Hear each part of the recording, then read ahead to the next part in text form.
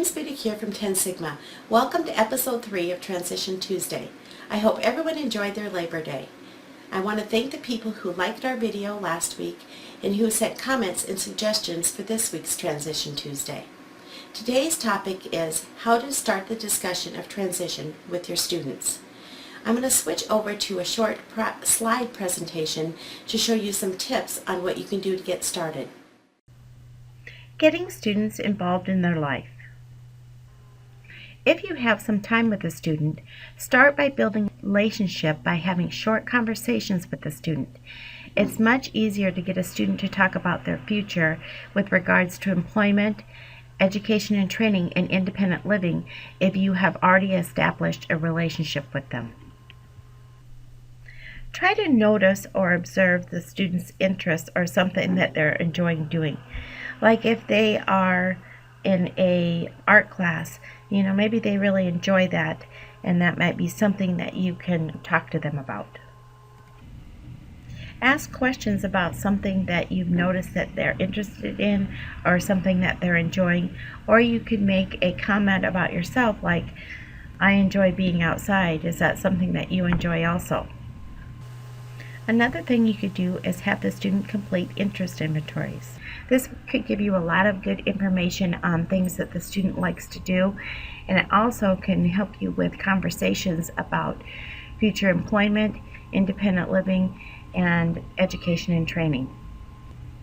After a relationship has been established, you can use interview forms to interview the student and their preferences for future employment, independent living, and training and education.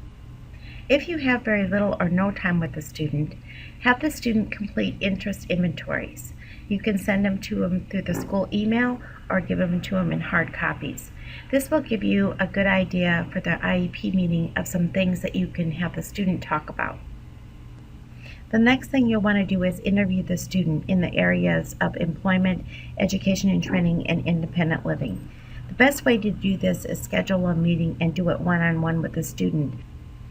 The reason that you want to interview the student one-on-one is so that you can establish a little bit of a relationship and also talk about what kinds of things that they are going to present at their IEP meeting. If you're unable to schedule a meeting with the student one-on-one, again, you'll want to email or send hard copies to the student. When setting up the IEP meeting, consider the student's personal and conversational style. Again, if you have time with the student, practice presenting with the student. If not, try to give them an outline of the things that you will want them to talk about at their IEP meeting. Also, consider the size of the IEP meeting. If it's a large IEP meeting, maybe the student wants to present with a PowerPoint, or you could video the student prior to the meeting. Another thing that you'll want to consider and determine before the IEP meeting is the student's level of understanding abstract ideas, both current and future. If the student has difficulty understanding abstract ideas, you can use concrete examples and connect the dots between present and future time. Another thing that you could do is have the student explain what they learned from activities they completed with regards to training, education, employment, and independent living. Thank you for watching the video. We hope that you use some of these tips to help you start conversations with your students about transition.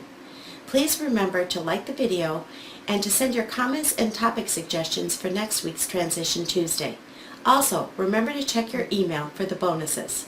Have a great week and see you next Tuesday.